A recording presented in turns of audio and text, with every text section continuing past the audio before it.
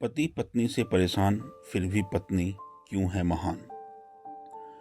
दोस्तों, पत्नी का रिश्ता सिर्फ चुटकुले बनाने या बातें बनाने के लिए नहीं है। एक पत्नी, एक स्त्री भगवान ब्रह्मा की बनाई हुई वो देवी है जिसके बिना जीवन की कल्पना भी नहीं की जा सकती। ठीक उसी तरह एक पति का जीवन भी पत्नी के बिना शून्य जैसा है।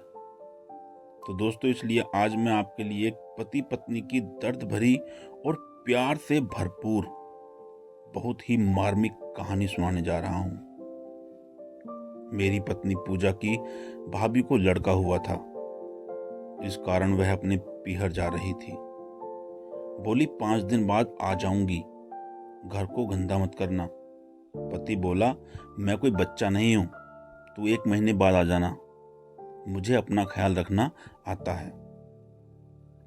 पति के कड़वे वचन सुनकर भी वह चुप रही, क्योंकि माँ ने कहा था बिछड़ते वक्त झगड़ा नहीं करना चाहिए। पत्नी के मायके जाते ही सागर खुद को हल्का महसूस कर रहा था। उसे लग रहा था जैसे कोई बोझ सर पर से उतर गया हो। उसने जल्दी नहाकर कपड़े पहने, फिर ड्यूटी चला गया।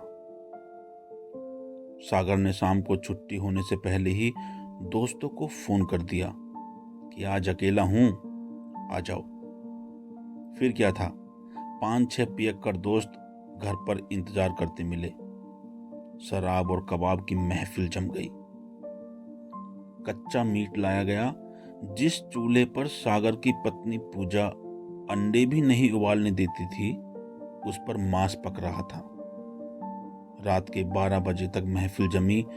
जो थोड़ी पीने वाले थे और ज्यादा खाने वाले थे वह अपने घर चले गए, मगर जिन्हें यह भी नहीं पता था कि कितनी पीनी है, वह बिना कुछ खाए ही सागर के कमरे में ढेर हो गए।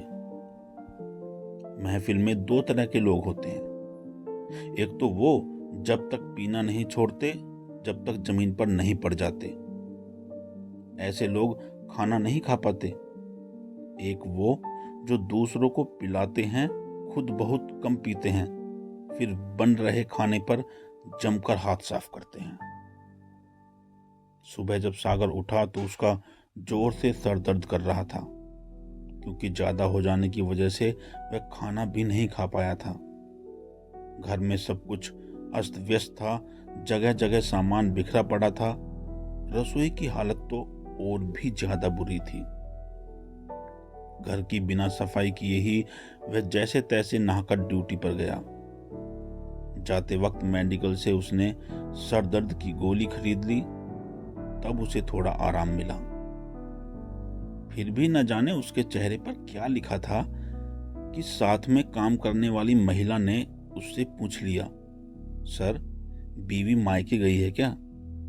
बेचारा सागर समझ ही नहीं पाया कि कैसे पता चला कि बीवी मायके गई है। वह बिना जवाब दिए ही सोच रहा था कि कहीं पूजा जाते वक्त चेहरे पर मायके जाने का ठप्पा तो नहीं लगा गई। रोज पूजा उसे टिफिन बनाकर देती थी। आज उसके पास खाने के लिए कुछ नहीं था, इसलिए वह एक ढाबे पर जाकर दोपहर का खाना खाकर आया। ड्यूटी पर से शाम को घर आया तो घर में चूस कर फेंकी गई हड्डियों में बदबू आने लगी थी। उसने जैसे तैसे घर की सफाई की, मगर फिर भी गंध कम नहीं हुई। दोस्तों का फोन आ गया। बोले, आ जाएं क्या? वह थका हुआ था, बोला, आ जाओ, मगर आज पार्टी के पैसे तुम सब मिलकर देना। आज 6 दोस्तों की जगह 4 ही आए, क्योंकि 2 तो सिर्फ फोकट की उड़ाने वाले थे। फिर से महफिल जमी, फिर वही दौर चला। सागर उन लोगों में था जिन्हें ये पता नहीं होता कि लिमिट क्या होती है। ज्यादा पी गया, इसलिए बिना खाना खाए ही सो गया। दोस्त लोग खा पीकर उसे यूं ही पसरा हुआ छोड़कर चले गए। सुबह सागर बुखार से तप रहा था। उसका पूरा बदन दर्द कर रहा था। उठने की भी हिम्मत नहीं थी। पत्नी के होते हुए वह महीने में 1 आध बार पार्टी शार्टी करता था, लगातार 2 दिन ज़्यादा पीने की वजह से व खाना न खाने की वजह से उसका शरीर जवाब दे चुका था। जब सागर को लगा कि अब हालत और ख़राब हो सकती है, हार कर उसने पूजा को फ़ोन मिलाया। बोला, घर आ जाओ। पत्नी बोली, पागल हो गए हो क्या?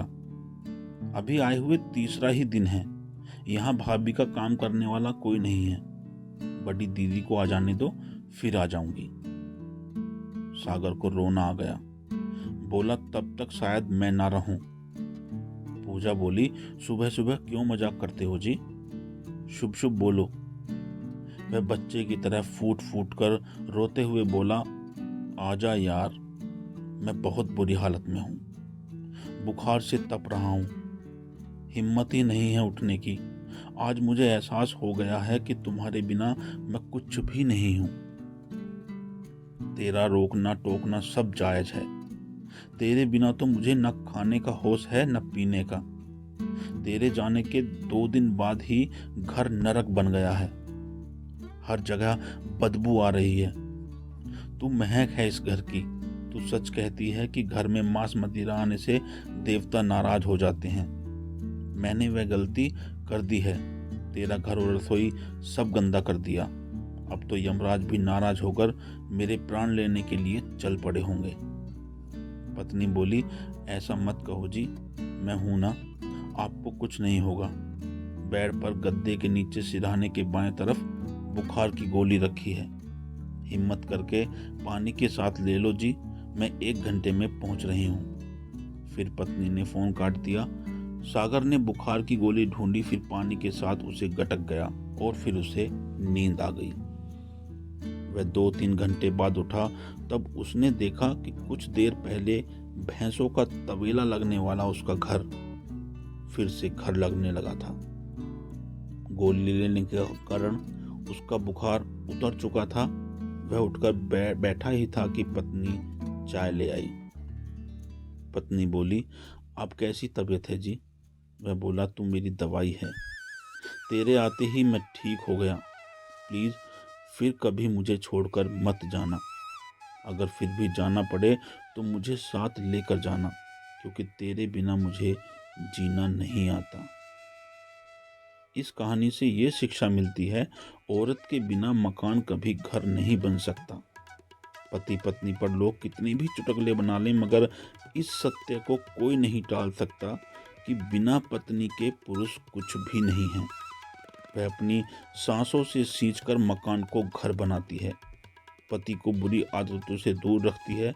वह घर को बनाने में कभी नहीं थकती, गुनगुनाते हुए मुस्कुराते हुए हर एक चीज को सही जगह रखती है।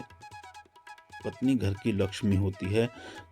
जब तक वह मुस्कुराती है, घर आबाद रहता है।